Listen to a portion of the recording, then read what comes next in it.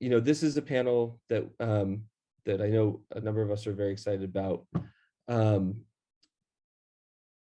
The jumping off point for this panel is a law review article by Jena Martin, Tara Van Ho, and Erika George, published earlier this year, entitled Reckoning, a dialogue about racism, anti-racists, and business and human rights.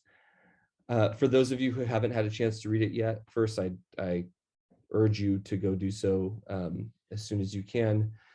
It's a powerful piece of writing, and it starts with the following.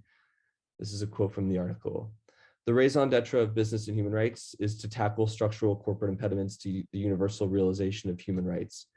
Yet racism, one of the most obvious of such barriers, has been a blind spot for BHR. While the field has contended with gender inequality, there have only been tokenistic nods to intersectional harms caused by business activities. The failure to address racism seriously undermines the promise of BHR generally, and specifically the recognized need to redress intersectional harms experienced by women from racialized backgrounds. This is, to my mind, I think probably to all of our minds, an incredibly powerful statement, and one that certainly we at ICAR, and I'm sure a view shared by everyone in this community, warrants immediate and committed attention from the BHR and corporate accountability communities. I just want to name at the top that some of the points of this discussion that the article raises, especially as it relates to kind of the role of business and human rights, have the potential to make some people uncomfortable or to raise people's defenses.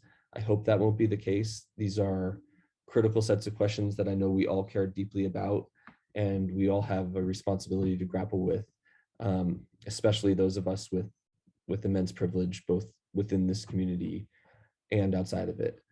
And so with that, I'd like to turn to introducing our panelists, and I'll ask them to come on screen whenever they would like. We're joined this morning by Jena Martin, who's a law professor at West Virginia University College of Law. Her research is in the field of business and human rights, where she's written extensively on many issues, including the intersection of securities regulation with human rights impacts. She's the author of several articles on the subject, including The End of the Beginning, a comprehensive examination of the UN's business and human rights agenda, which earned her an award from West Virginia University, and Hiding in the Light, the misuse of disclosure to advance the business and human rights agenda.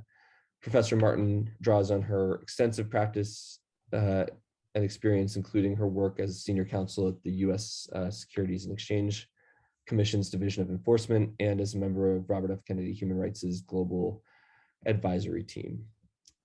We're also joined this morning by Tara Van Ho, who's a law professor at the University of Essex in the UK. At the School of Law and at their Human Rights Center, her main research interests are business and human rights, investment law and human rights, economic, social, cultural rights, and transitional justice. She's the co-president of the Global Business and Human Rights Scholars Association, and she sits on the editorial board of the Business and Human Rights Journal. She's one of the leaders of the Essex Business and Human Rights Project, through which she advises states, intergovernmental organizations, non-governmental organizations, and businesses on issues related to investments in human rights.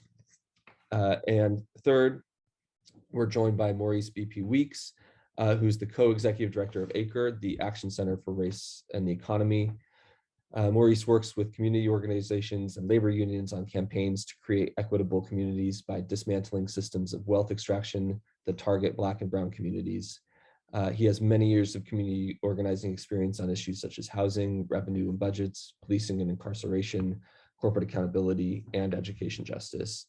Maurice serves on the board of Black Organizing for Leadership and Dignity, the National Institute for Money and Politics, Investors Advocates for Social Justice, National Black Worker Center, 482 Forward, and the Ruck Society. And probably most importantly to him at this point, he is about 1 week out of his parental leave. And so in addition to all of those things, he is a brand new father, which is just super exciting for everyone. So I just want to start by first thanking you all for being here this morning and taking the time to discuss something that I know is so important to so many people, everybody, hopefully. I want to turn First to Jena and Tara. This article is, there's a lot in it, and it does a lot of work. Before getting to the kind of central question that you pose, which is, is business and human rights as a movement, or as a system of working through things, is it a tool for, is it a racist tool or anti-racist tool? There's a lot of work that you do to orient the reader in terms of, the concepts of and what you mean specifically by racist versus anti-racist, the relationship between racism and capitalism, the foundations of BHR as a discipline. And I just wanted to turn it over to both of you, maybe Jena, starting with you, and I saw Tara excited for my initial effort to kick it to you. What do people who are about to hear us talk about these issues, what should we know? What's relevant in this? Sure. So a couple of things. First, thank you so much for inviting us to participate. I was really excited when I received the email. I'm really glad that Tara could participate, and I know Erika wanted to be here and couldn't. Also, and this is the function of Zoom world. Like the light in my office has moved during the course of the conversation, so I'm trying to not have everyone skin to the slanty parts of my face. So there's really nothing I can do about it. I apologize. This is just how it's going. But if you see me adjusting my computer, that is why. I'm like, oh, let's do it this way. Anyway, to your question, David. So I think there's a couple of things going on.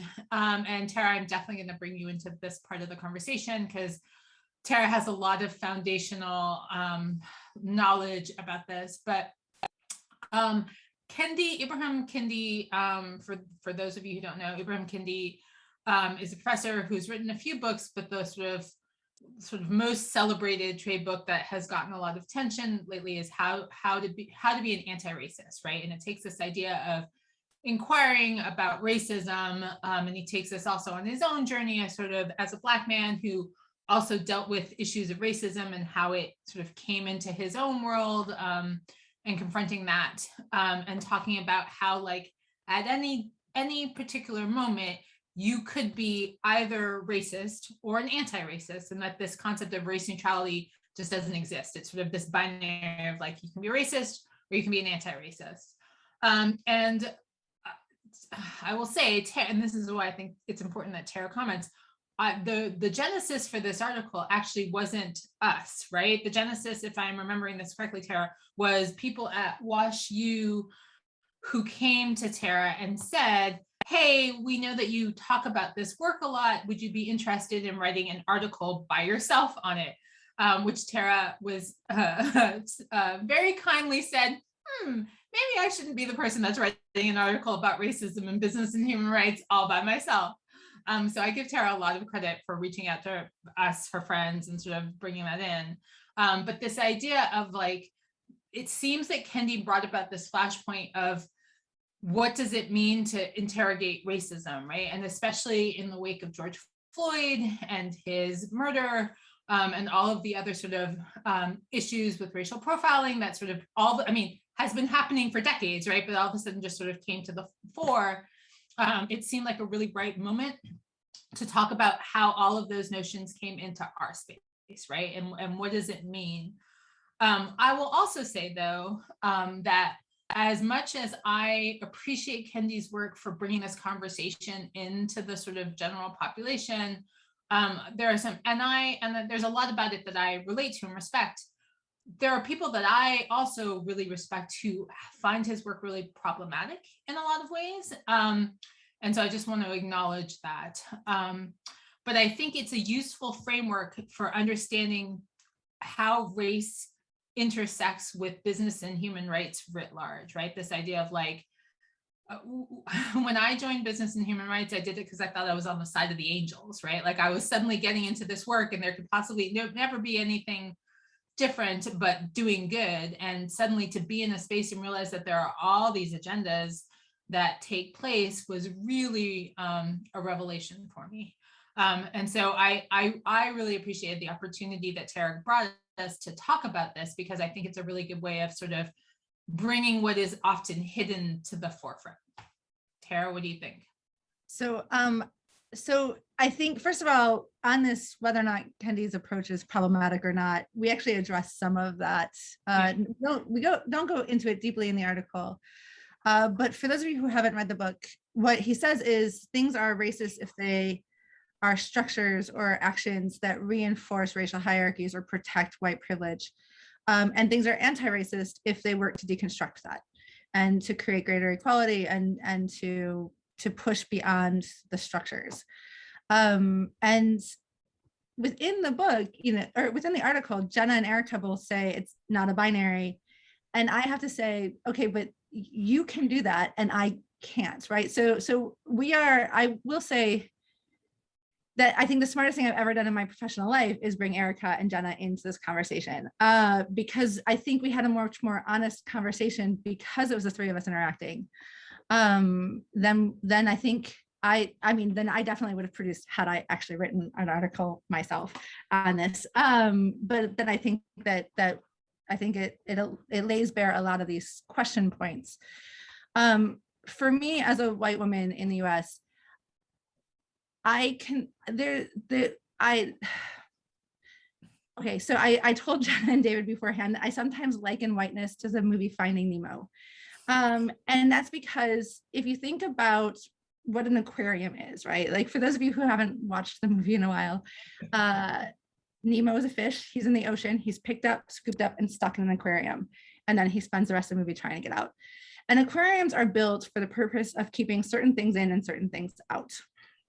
And it's all about protecting space.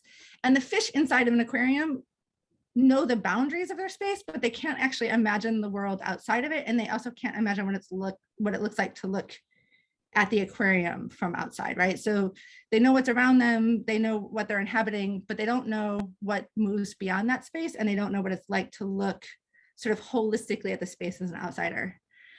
And as a white person, I know what the structures are that I inhabit. I can recognize the boundaries of those structures.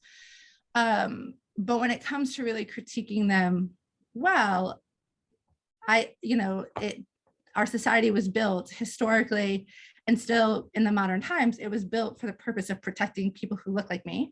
It was built for the purpose of protecting my privilege. I might not always be as privileged as other people who inhabit the same aquarium as me, but it was built for that, right? It was built to keep me in positions of power. And so when I think about where can I rely on for structures, where do I rely on for the language that I need to use, I have to rely on people who study this professionally. So I default back to Kendi, and Erika and Jena challenged me a lot on that. And it's still something that I struggle with, right? Is it a binary? Is it not? And right now, I still believe it is a binary. I think I'm mostly in the position where I think it's still a binary, that because of the way in which our society was structured historically and the way that manifests in our current society, things either reinforce inequality or they deconstruct inequality. And so for me, it's still that other thing. The other thing I want to say before we get into whether or not BHR is racist is when we think about the structures, one of those structures is capitalism, right? If you look at sort of the history of capitalism, it is deeply related to colonialism and imperialism and to racialized hierarchies. So Eric Williams, who is a former prime minister of Trinidad and Tobago, in the 1950s sort of wrote about how racism was a product of capitalism. It's not sort of disconnected, that their relationship is really interlinked. And Ibram Kendi in his Stamp from the Beginning does the same thing, where he sort of traces the origins of racialized hierarchies as we understand them and experience them today. So while there's always been a history of things like slavery that predate the transatlantic trade of enslaved Africans, those hierarchies really didn't have the depth, they didn't have the breadth, they didn't have the institutionalization of them until we needed them for capitalist purposes, until we needed people to work plantations in the Caribbean and in the US South. So for me, when we think about racism structures, when we think about what that aquarium is that I inhabit, capitalism is deeply entrenched with that. And so we have to sort of think about that when we come to business and human rights. I think you have a line in the article that's I think was helpful just in terms of framing this discussion that says, that when you're talking about racist and anti-racist, you're using them as basically a way of describing a system's effect on or interaction with the racial structures that have been entrenched in society, and whether or not, as we're doing our work or when anyone's doing anything, does it maintain, amplify, enforce, entrench further those systems, or does it work to dismantle them? As opposed to, I think, people who don't work in this space all the time, racism is, I think probably most people on this call are have this kind of level of depth of understanding of these terms, but we're not talking about somebody's necessarily, although we certainly can be talking about somebody's racial malice or things like that. We're talking about structures. Before we get into the central question, Maurice, I know that ICAR, frames its work specifically as not race neutral and believes that, you have very clearly, hold on, I wrote it down, that race and class are intrinsically linked and that there's no possible way to fix structural problems in our economy in a race neutral way. I just wanted to bring you in on this kind of the binary question that Sure. that Tara's mentioning, and also the kind of intrinsic link between the capitalistic structures we've inherited and have built, and they're kind of the foundations of a racialized system that they're built on. Sure. Yeah, on this, it's funny on this question of is it a binary or isn't it a binary? I kind of fall in the middle of it. I think it probably is, which is super ironic. I think that it probably is I think racism is a binary, and there's a spectrum within the binary. So actions are either racist or anti-racist, and that is just flat out the way that it works. But obviously, there's a difference between enslaving people and buying a foreclosed house and not interviewing a Black person for a job you just posted. Those things aren't all of the same. I think part of the problem with the super binary thinking is it causes folks to retreat into this, well, if I can't do anything that's not racist, then why do I even care about this? Or if you're just going to call everything racist, then I'm not going to engage in this debate with you or whatever. So maintaining that there is sort of you can do different levels of racist action within racism, I think is important. At ICAR, like you said, David, we think that racism and capitalism are intrinsically linked. And, I think because all of our institutions are built on the foundation of racism, especially here perhaps most especially here in the US, with the country kind of being founded and funded and sparked with slavery. It's always, all of our main institutions can always be considered structurally racist. And again, that's not something that we should just sort of throw up our hands and say, well, I guess we're all screwed, we're all racist. I actually think that it's something that folks should kind of wear and admit with a little bit of pride, and it kind of opens up your ability to then make good decisions after you admit that. And I think it's an important step towards taking really anti-racist actions, to admit that this institution that you're a part of is racist. So I know we're going to get into specifically BHR, but I think it's kind of liberating to admit that you're in a racist institution, and that doesn't mean that you should exile yourself or sort of quit your job right away, although maybe it does, depending on where you are on the spectrum. But then, like, how do we work to correct that? How do we work to dismantle those institutions? Or if we don't think we can dismantle them from the inside, how do we work to weaken them so that when a proper social movement comes along, they can be fully dismantled? Yeah. Maurice, can I just jump in and say one of the things that I really appreciate about how you frame this was talking about it as actions as opposed to intent, because I think for a couple of reasons. I think when you start talking about, we can never measure someone's intent unless they tell us, right? And so when you're measuring someone's actions, that is something that we can see and it's sort of demonstrable. But I also think that has particular application for corporations, right? Because even though they're legal people here in the US, yay, they don't have thinking minds as far as I know, right? Where they can say, well, I am doing this for this reason. And so a lot of the work that I've done has always been focused on this idea of actions, right?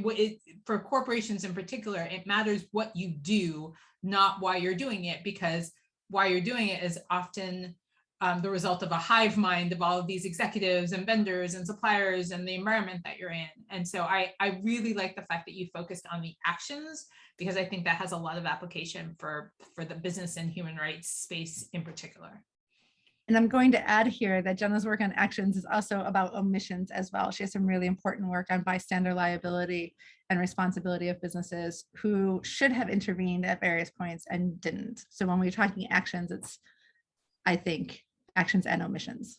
Yeah, I mean, I think the actions thing gets interesting, especially when, the part of the, one part of the paper that I really appreciated was the sort of Black Lives Matter marketing. So those are actions, like people sort of putting out the message on their Twitter account with the white text on the black background saying, they all seem to be written by the same person. But those are all actions, right? But like what was behind that is also important too. So like, did those corporations making that statement provide some benefit? Maybe. Did they do anything to structurally change how the other actions that they take? Was it only a marketing action? Like, I think that's important as well.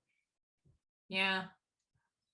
Well, and I was going to say, I think I think like the Black Lives marketing thing, which I know we're probably going to talk about, is still an action. Yeah. It's just, so again, if you focus on the action, it's not a very good one, right? Like, it's not like if you're just looking at that, I don't think that's a very good action. So that's a good way to think about it. Yeah, it's just a poor action. Yeah. Right. If I can, maybe I can move us a little bit along, and so to me, I think part of the central point or central component of getting to thinking about and answering the main question of BHR as a racist or anti-racist tool is its relationship to capitalism, which we've just discussed is intrinsically linked to a terrible racial history. Can we talk a little bit more about, especially for the BHR folks, on the call? This is the kind of preeminent document and set of structures in the BHR space is the UNGPs, the UN Guiding Principles on Business and Human Rights. This is, a document that seeks to operate fully within the capitalist system that we've all inherited. Can I ask maybe Tara and Jena to talk a little bit about the ways your article kind of grapples with that, because I think that's key. Yeah, so it's quite interesting to me because it takes a written form of a conversation, but we also had the conversation amongst ourselves on Zoom first. And when I asked the question, I honestly thought we would all say yes, and then we would move on to something else. I expected the conversation to go in a direction. And so I asked Jena and Erika, like, is it racist or anti-racist? And they were both like, oh, it's neither. And I was the one going, actually, I think it is racist. I think it reinforces a capitalist system. It adopts the lens of capitalism. So if you think about corporate human rights due diligence as the answer to issues of human rights abuse, where does our understanding of due diligence come from? It comes from corporate law and financial regulations. The notion that sort of when businesses are directly linked to a violation or a harm under the guiding principles, they're not necessarily required to stop, right? They're not necessarily required to pay reparations.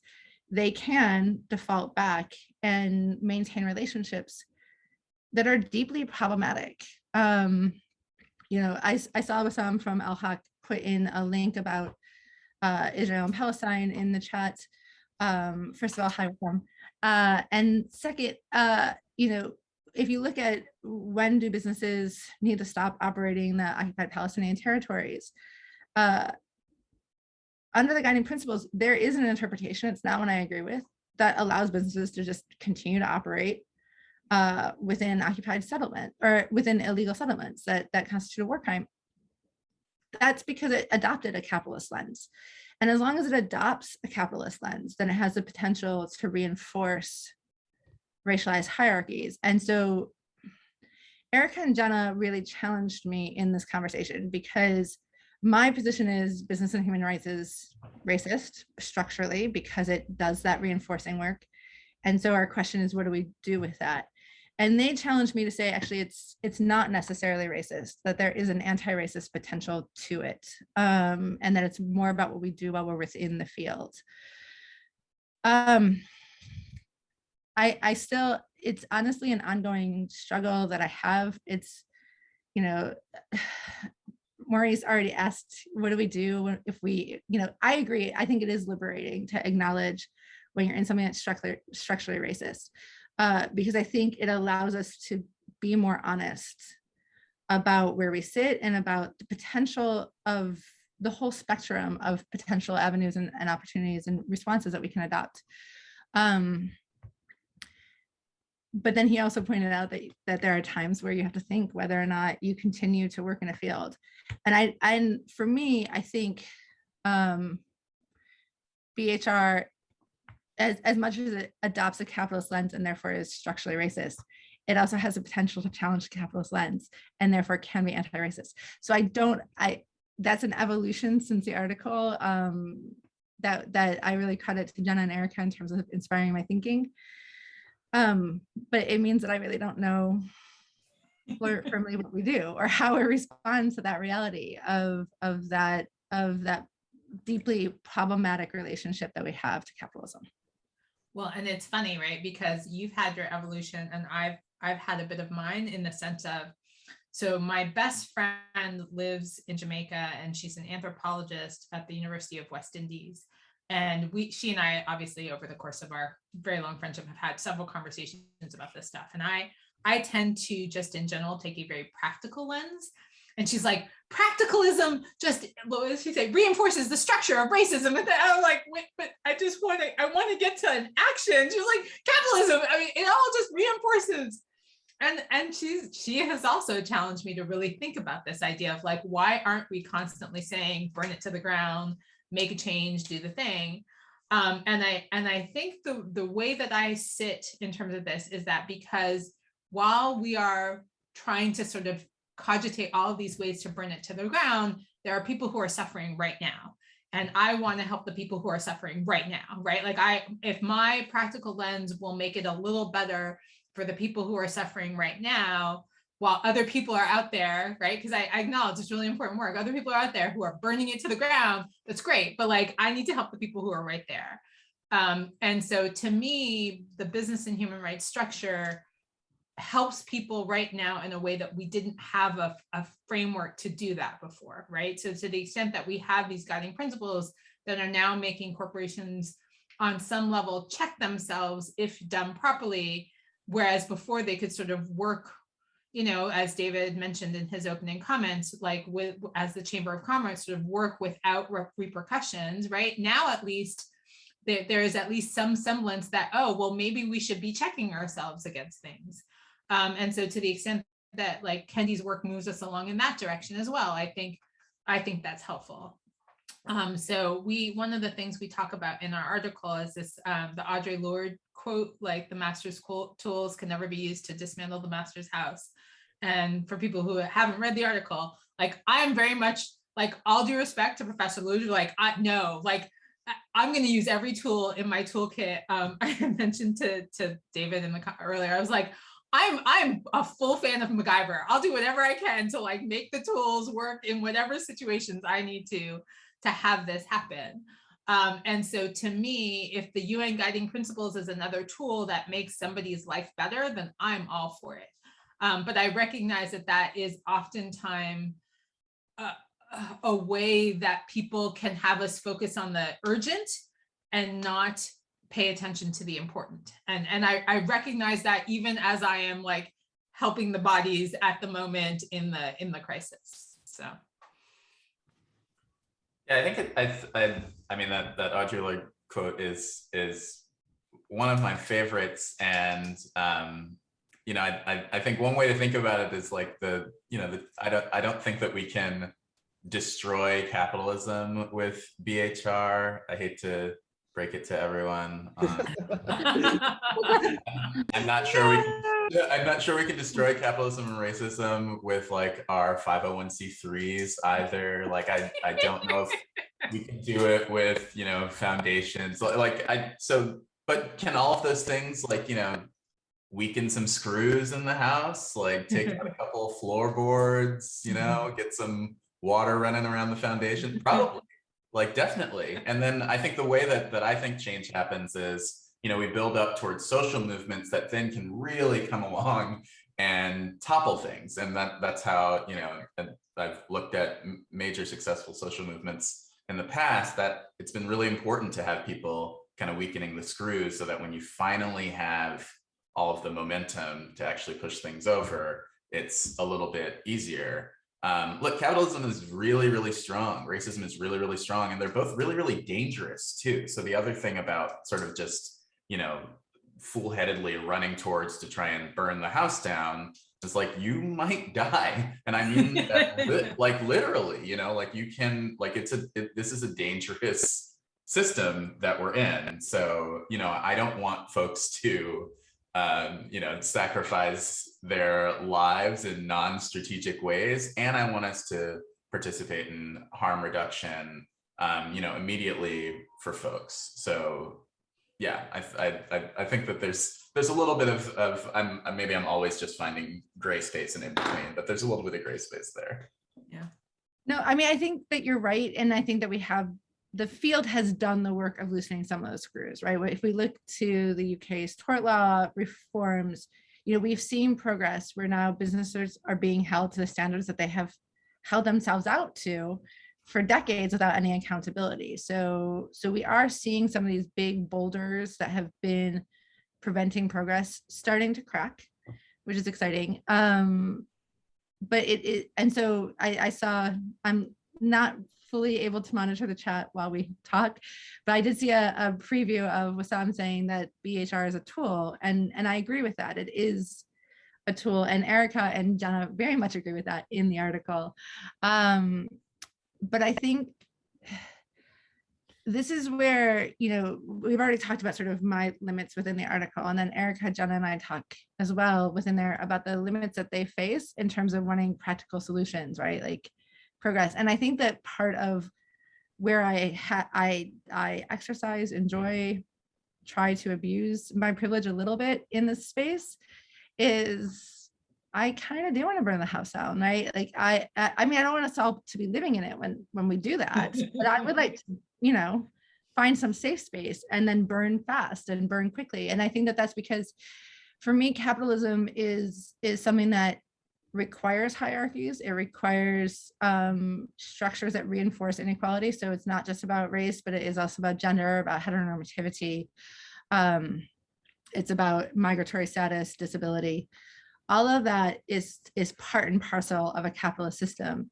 And so I think there's a level to which we have to, within business and human rights, say, yes, this is a tool, and also it's a structure.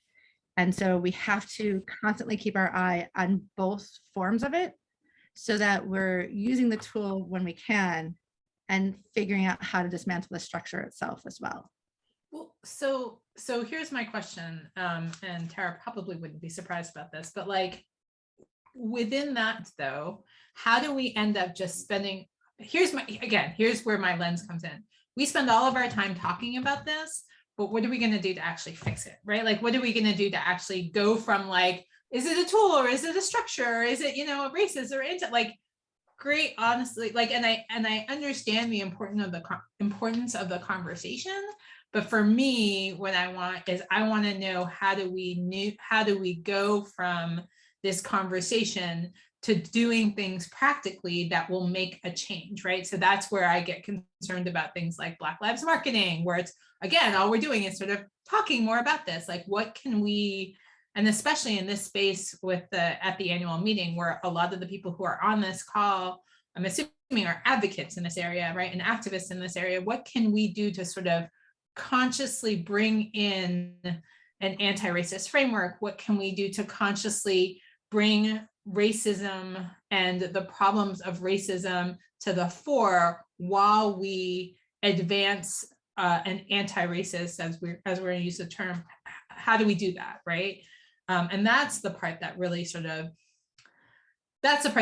interests me, because again, and Tara knows this best, like, I'm tired, right? Like, as a Black woman who is sort of constantly experiencing racism personally and professionally, and, and the thing, like, I have a limited emotional capacity to engage in this work, but it's really important work, which again is why I credit Tara for being able to say, let me take up some of the load off of you so that you can focus on what's important. But now I want to know what's important, right? Like, now I want to know where we go in a way that allows me to sort of divide my limited energy in a way that gives you the most bang for my buck. Does that make sense? Mm-hmm. I think that totally makes sense. I feel like people like Tara, who are like willing to make themselves super uncomfortable, that's what we need a lot more of in this space and all of the spaces that might be inside of the structure of capitalism. So, at the beginning, I know we framed this conversation by saying this topic can make you sort of, it can make the hair on the back of your neck stand up a little bit and make you kind of curl up. And that's actually a really, really good feeling. And when you're taking actions inside of BHR, you should you should see how far you can stretch yourself, like go right up until like, okay, I'm feeling nauseous. And that's the action that you should take to advance anti-racism inside of your org, inside of your work, etc. So, well, and I want to give credit, wait, because I think this is important. I want to give credit to David, because he and I had an initial conversation where I basically, and David, I noticed you did not do this, but that's fine. Like, we're in the initial part of the conversation, I was like, David, I want to understand how you, as a white man with all of this privilege, like, why is this important to you? Like, why are you engaging in this? And so I really do give him a lot of credit for like I said, reaching out and asking us to have this. And his response to me was really heartening, right? Because again, I don't want to spoil your thunder, but it was just, it's one of those things where, like, I come from a place where I automatically don't have as many privileges as someone like David. And I don't know, quite honestly, if I had all the privileges that David had, if I would be as engaged as he is in this kind of work, or others like him. So I really do want to give him a lot of credit for like putting his money where his mouth is, and heading, like being a part of ICAR and doing this work and being really explicit about it. So like, I just want to acknowledge that there are people out there that do it.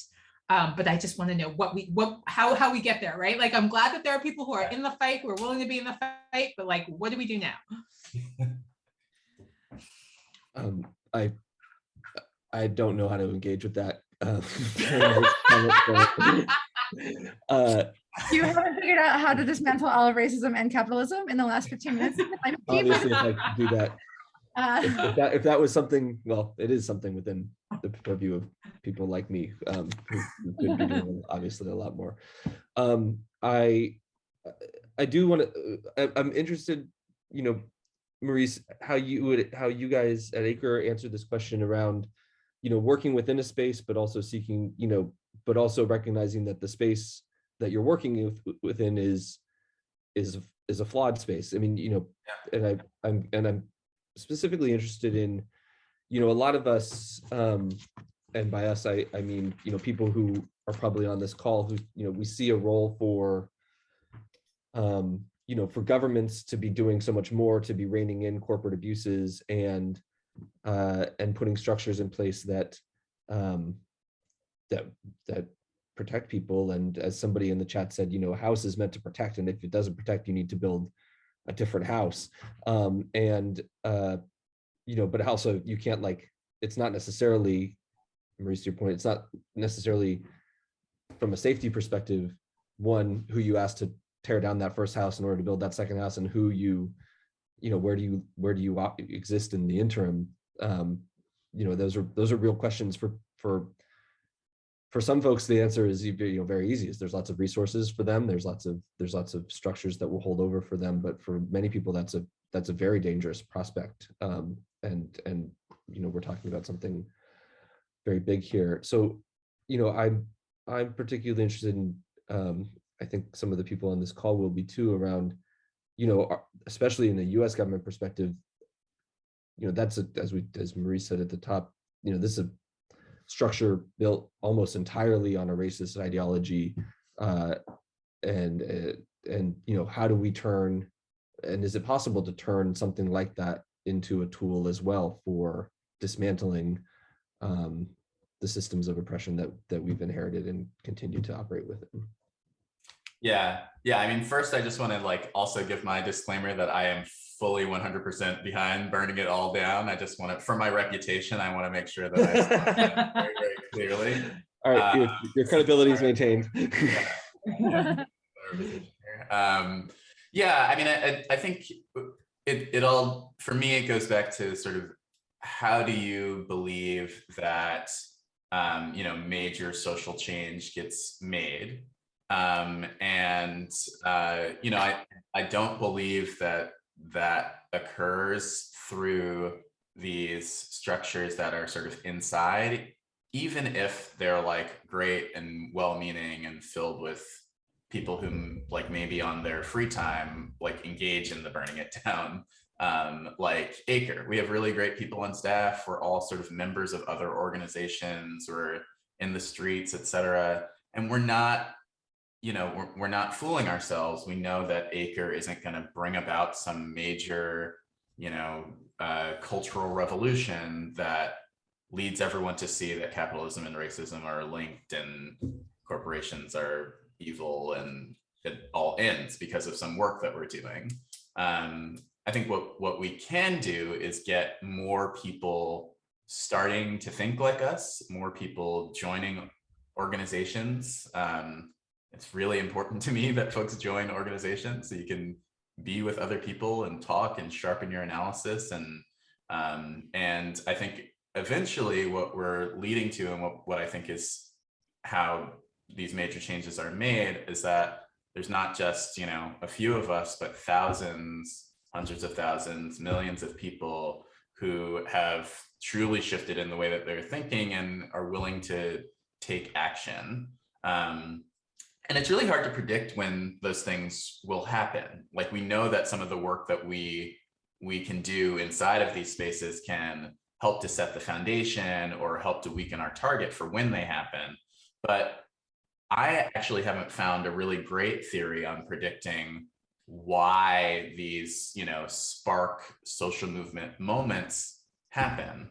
I don't think that there's one that exists. I think that it's just like a weird, you know, sort of sociological thing that we haven't quite figured out what, you know, one police murder caught on video sparks millions of people into the streets and another doesn't. Or, you know, Wall Street's been doing the same thing for 150 years, but all of a sudden millions of people are in city centers and camping out. Like, we don't actually know when it's going to happen. So making sure that we're doing the work that sets the foundation helps to set the foundation always, so that when it does happen, we're even more powerful to push things over. I think is really important.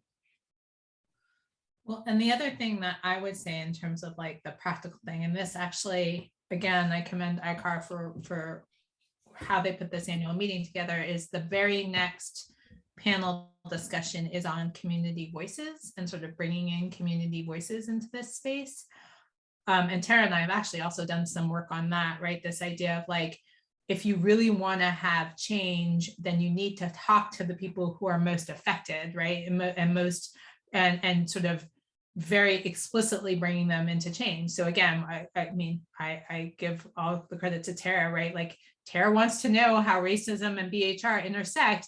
Her as a white woman by herself might not be the best model, but bringing in people who are sort of directly affected by racism, I mean, I really appreciated that.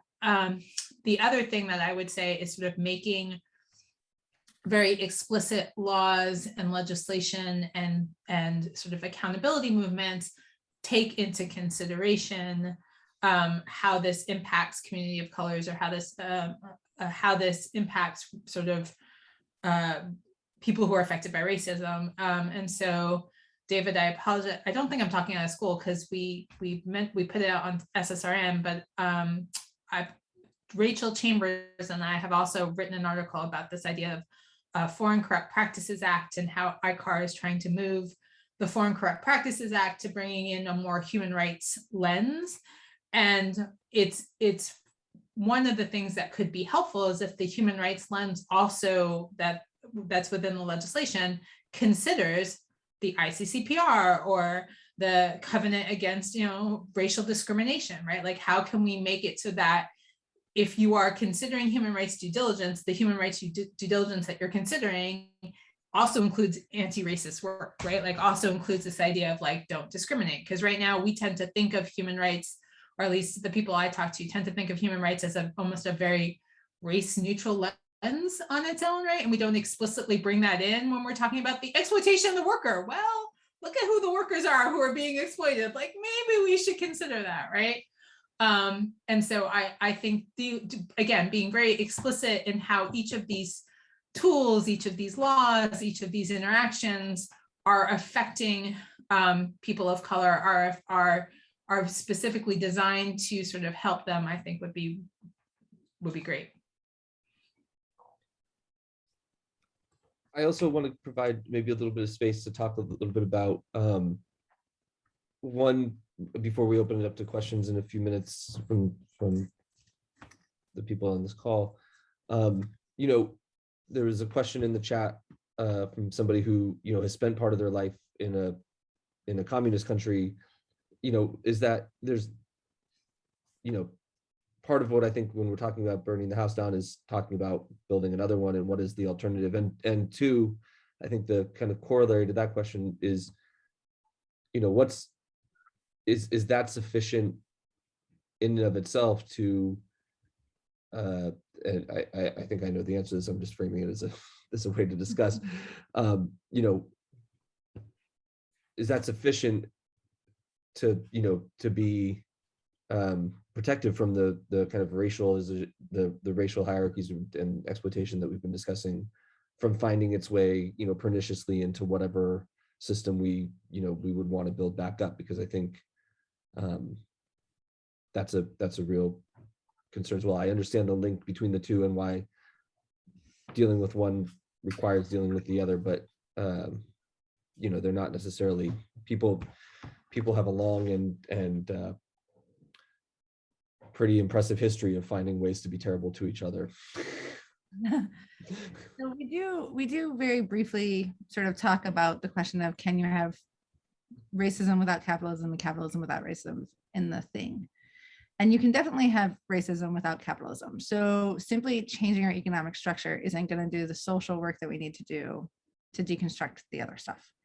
And to deconstruct sort of how we have internalized these hierarchies that we're exposed to and fed at a really, really young age, right? I mean, we very briefly touch on our histories in the book, but I remember going home at the age of 5 and asking my mom what the N-word meant because it was spray painted on a house nearby. And to my parents' credit, they answered that question in a way that didn't reinforce racist beliefs. But other people in my neighborhood, when they went home, would have gotten a very different answer. And so that work of deconstructing has to be beyond just thinking about capitalism. And then to Borislav's question, and hi also Borislav, who, by the way, I think is an Essex alum. So a little self-promotion there. I don't think that right now we talk about a binary in terms of economic systems as well. Particularly in the United States, there's a discourse around capitalism or communism. And I don't think that that binary are our only options. But the reality is we haven't had anyone sort of sit down and do the work to figure out what the other alternative options are. And I think that there needs to be some real investment in that. Yeah, I think. Sorry.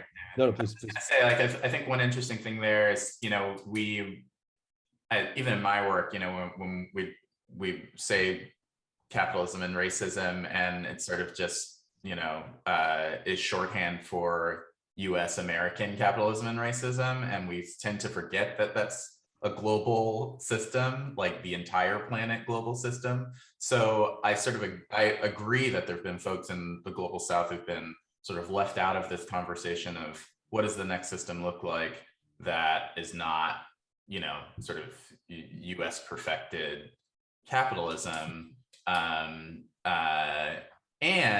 the, you know, in the places where there have been economic and political systems that don't look exactly like, you know, Europe or the US, they've been targeted and exploited by Europe and the US. So the data that we have on them is not necessarily indicative of what those systems could look like ideally. And I think that's really, really important to keep in mind. And people are like, well, if you look at XYZ country, clearly it doesn't work to not have corporations be, you know, have entire free will and be people or whatever. It's like, well, maybe that doesn't work because the US has an embargo there, or the US has instituted trade policies that stop them from getting rice, or the US has, you know, all the various things that we've done over the past, you know, 200 years of our foreign policy. So, yeah.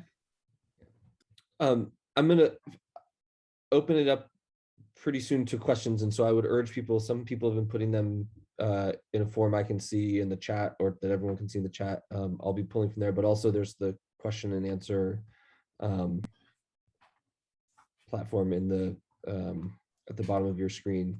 But I think, you know, just before we get to that, I think my final kind of question or prompt is, you know, for many of us, you know, and maybe this is an example of wanting, you know, to have it both ways. You know, I think, Maurice, I think your point about recognizing that the work of any one organization is probably not, you know, going to be the thing that sparks a dramatic social movement. You can never tell when that will come. Although, you know, it's certainly, you know, not impossible.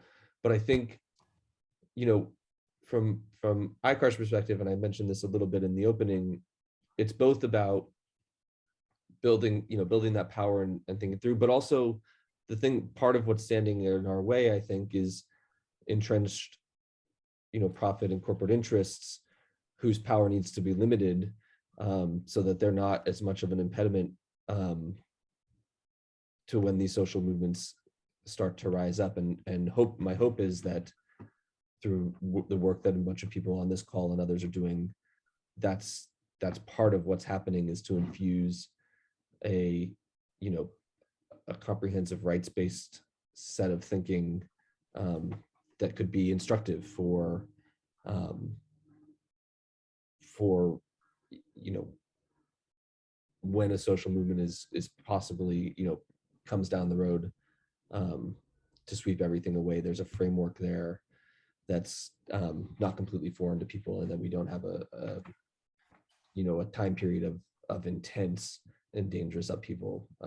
But maybe that's not it. Maybe that's not avoidable. But I'd be curious to hear about how you guys think about having that work feed into the broader change we all want.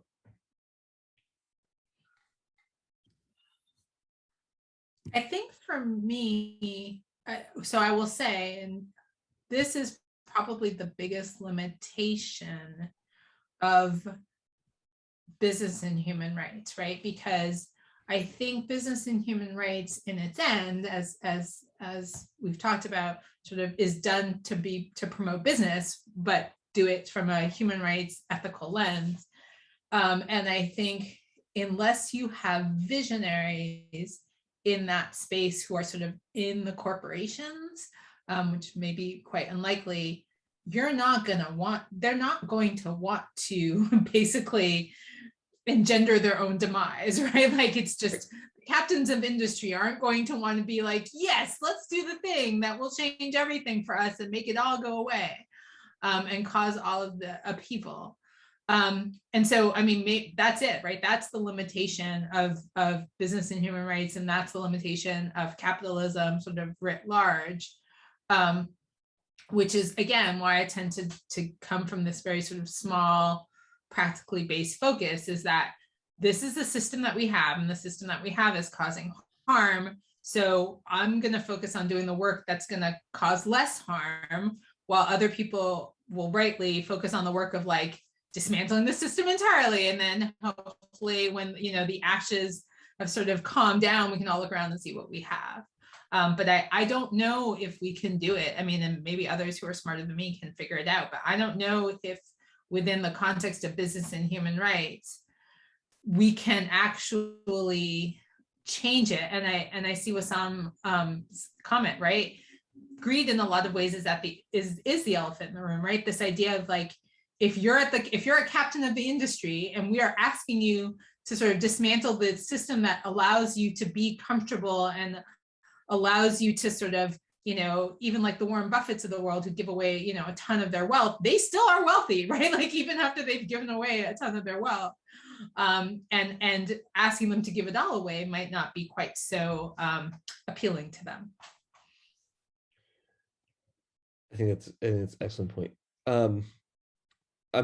So I think the first question that I would love to hear folks, and Maurice, this is specifically directed at you, comes from Camille Malik at True Cost Initiative. She writes, Maurice, would love to hear your thoughts on how the way in which funders move money or don't and structure their grant making also signals racialized structures. And that's a question that's amplified by John Jacoby at OSF and Greg at Wellspring. So great, you guys are trying to get me in trouble. Awesome. Yeah, no, it's a really great question. I think it's really related to what Jena was just finishing up with. Like, there's, you know, both sort of these titans of industry and these foundations as structures have kind of a at the end of the day action, you know, I like to call it. So like, are you really going to give all of your money? Like at the end of the day, are you really willing to like not be rich anymore, not have an endowment anymore, not have the sort of global political positioning that you have anymore? And the answer for a lot of those people and a lot of the foundational institutions is no. So that sort of limits the, you know, giving that foundations do to like really, really small. A lot of foundations, even some of our favorites, you know, the folks who we ICAR is funded by, ICAR is funded by, give away less than 3% of their endowment every year. And that's a tiny, tiny, tiny bit of money compared to the amount of wealth that they have and reinvest and invest and reinvest. And then I think that there are also, you know, I've seen just in the sort of decade plus of how long I've been doing sort of this nonprofit work, there's been lots of motion towards really taking racism and structural racism into account through grant making, but we're still really, really far off. You know, I'm in lots of cohorts with other Black leaders of nonprofit organizations, and I think it won't surprise a lot of people that, you know, foundations take less risks and give less money overall to organizations that are either led by Black folks and other folks of color, or are directly and, you know, not tactfully taking on racism and capitalism. We just get less money and sort of less resources to play with. Yeah, I mean, that's a shame. Like, we make a lot of we get a lot done with a lot less money, but it is less money. So you know, similarly, like I'm also not, similar to what we've been talking about, I'm not expecting you know, the Open Society Foundation to usher in an end to racism and capitalism, as much as I love our program officers there. You know, and so I think I have a different theory of how the change is going to come about. So I don't even think that if OSF tripled their output, that it would usher in the end of racism and capitalism. So yeah, I mean, it's they're part of the structure, and the sort of the same racism, you know, structural racism flows through them and flows through anything that is built inside of capitalism in this country. Can I add something onto what Maury said? Because I think there's two things that we need to address while we have some funders on the call. While I don't compete with NGOs, I'm often asked to review grants that NGOs have submitted. And there is usually a gender lens question. I have never been asked to review a grant application with a racial lens perspective, right? So what we've done in terms of mainstreaming questions around gender and how different grants will address gender and think about it and impact it, that needs to be, we need to have a similar part of the process that thinks about the racialized structures and whether or not they're reinforcing or deconstructing those racialized structures. So I think, you know, mainstreaming that into your grant applications, I think can be helpful.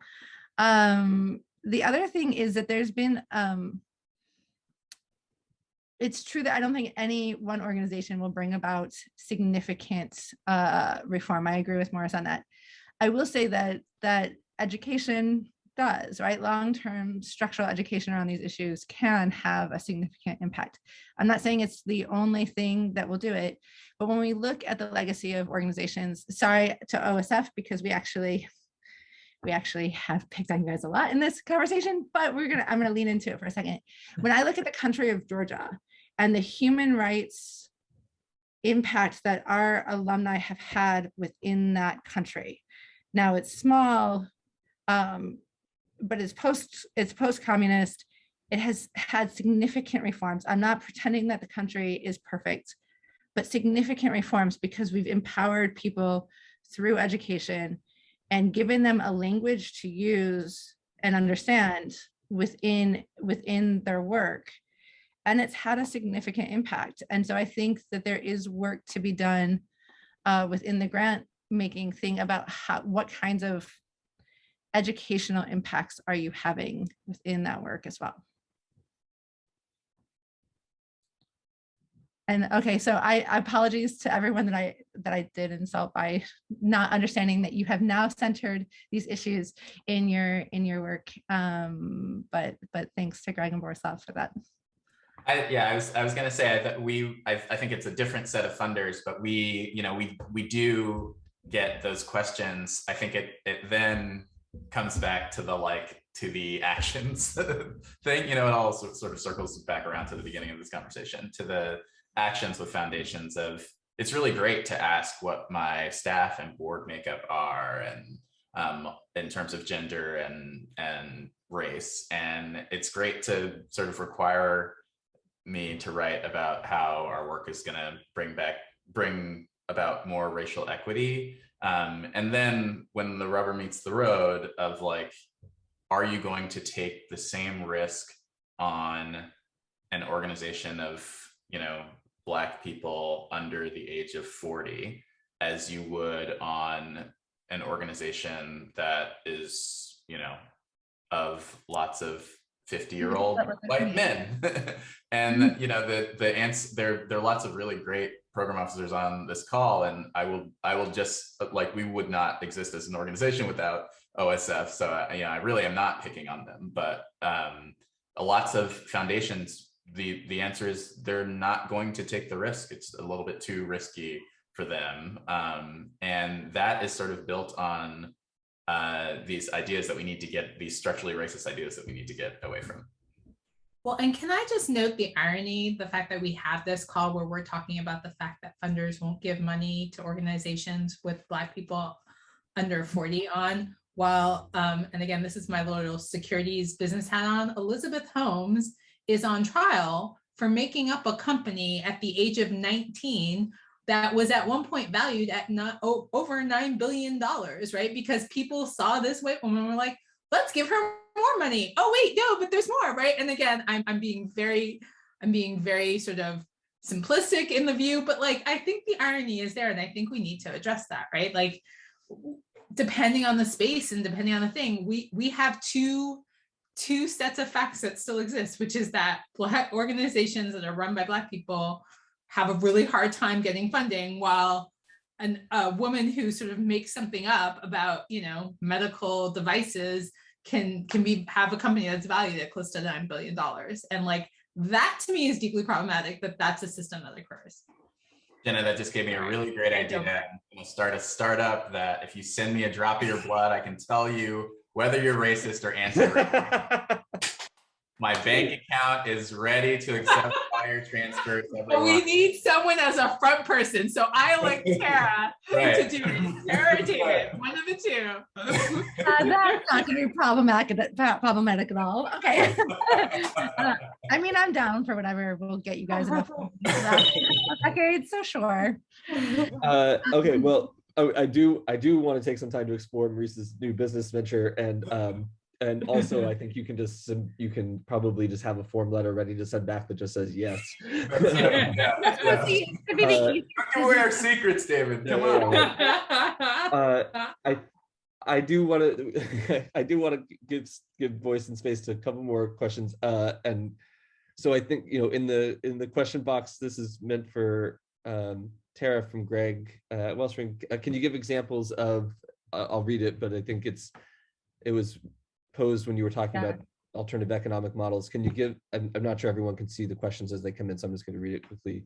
Can you give examples of that, Tara? And by that, I think, Greg, you meant alternative economic models. Have you seen promising alliances and models from outside the U.S. that align with your work and perspectives, Maurice? So to both of you.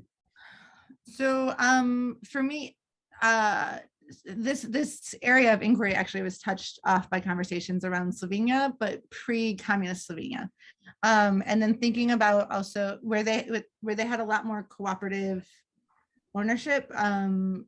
At Kosovo during the communist regime also had state. They're treated as state-owned enterprises now, but they were actually labor-owned enterprises, but not necessarily in the same way that some of the other communist states had labor-owned enterprises. So I want to look at sort of that, along with how indigenous communities within the Americas, Australia and the US consume property and consume ownership and structure their economies both now and historically in a way that can operate and function alongside and sometimes within capitalist systems, but also carve out space for alternative forms of ownership and understandings of property. So that's where the inspiration's coming from. But then I also am hoping that we think about things that haven't yet been conceived of, that you know, that makes sense as we try to take steps away from the US neoliberal extremist approach to capitalism and into something that's more sustainable. And I think right now, thankfully, there's a lot of people who want a more sustainable economy, one that's not built off of only GDP and consumerist metrics. So that's where I'm looking. And I will also say, to sort of give a shameless plug to the book that Tara and I did, like there's a chapter in this book that we talked about communal impacts that talks about this sort of system within the concepts of Peru, right? That there's other parts in Latin America in particular where they have this idea of sort of communal land rights, communal ownership writ large, that I think is something that, as Maurice had mentioned earlier, this idea of like, but if we hadn't interfered and sort of like gotten in the muck, could be really promising. So maybe part of the thing is to just get out of their way and see how these sort of like cooperative ownership plans actually manifest without our interference. Yeah, I'll just add quick, like I think that there, first off, I think that there are examples, sort of small scales examples inside of the US where people are doing the sort of imaginative work that, we can't sort of expand the little co-ops to be the sort of economic and political model that we use in the whole country, but it is really important to experiment with those kinds of things, I think, because I think we learn lessons from them. And, one of those outside of the US in particular that I appreciate both for sort of the economic and political modeling and specifically the political education of folks that that they conduct is the MST in Brazil, where they're sort of constantly thinking about these economic and political questions and providing broad scale political education to folks. So thanks, Greg. Yes, movement of landless people in Brazil. One question that was up earlier in the chat that I did want to give people an opportunity to comment on was from, it wasn't, not quite sure it was a question or not, but it was from Dom from Center for Constitutional Rights, where he was talking about, perhaps one of the, and Dom, forgive me because it was back further in my chat, so I hope I paraphrased this correctly. If not, re-put it in the chat and make yourself clear. But what in the BHR model and the its grounding in capitalism, I think we've all talked through the ways in which those flaws are inherent, but there's also there's work that it can do within a system until we have a new one, and that there's, as Jena has so greatly put it, work that can be done right now to improve the outcomes for people. Dom had put in the chat around what can this space be doing to be better allied and better aligned with an anti-racist agenda. What are the steps that we can be taking? And I'm not expecting anyone on this call to provide a 6-point plan for how to do that, but I think that's one area of work where we folks in this space should rightly turn some attention, so that we're while it won't do what we need it to overall, it can be doing as good a job as it can be doing within the system we're currently operating. I wonder if any of you have thoughts on that. So somebody mentioned in the chat about international economic law structures, and we can see in the most recent report from the working group, Surya Deva's ability to really take on what is a fundamental structure of inequality globally using the business and human rights lens. So he has pointed out that investor-state dispute settlement really is difficult to align with a business and human rights approach, and that there are structural things. And I think it's kind of the question of, how do you eat an elephant? Take it one bite at a time, right?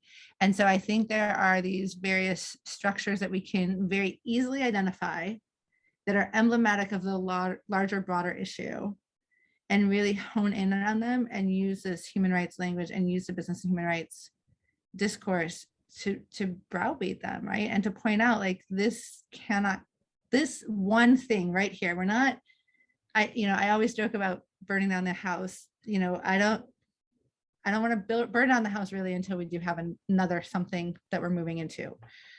But this one thing needs to be pulled out. So let's start with ISDS and we pull that out. And we use the human rights, business and human rights discourse to really challenge it, reform it, and reframe it. And then we move on to the next thing, right? What's the next thing? I mean, tax is one of the biggest and easiest things to take on, sort of how we structure taxes, where the burden of that falls.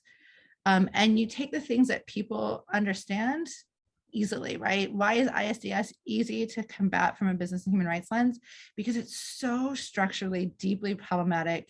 It's so racist. It is so colonialist in nature that when you explain it to someone, like my mom understands what's wrong with ISDS, right? When I go and speak to communities in, one of the other book chapters is me talking to a community in Colombia.